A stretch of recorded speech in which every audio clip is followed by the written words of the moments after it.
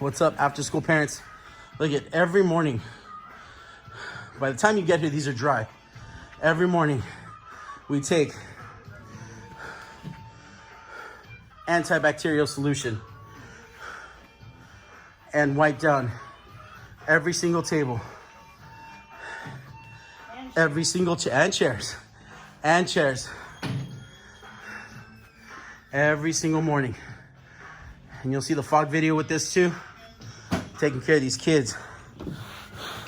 And by the way, I sent a text out last night about kids not doing the dodgeball games or whatever, but I came up with a really cool rotational station.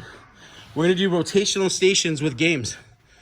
So it's gonna minimize on the floor. There's gonna be maybe just 4 kids on this entire floor doing a certain game with social distancing. That's station 1. Next station's on the benches. They could be on a tablet or reading. Station 2. Next station could be using their own building blocks. Of course, their own, meaning they're not going to share. We got this.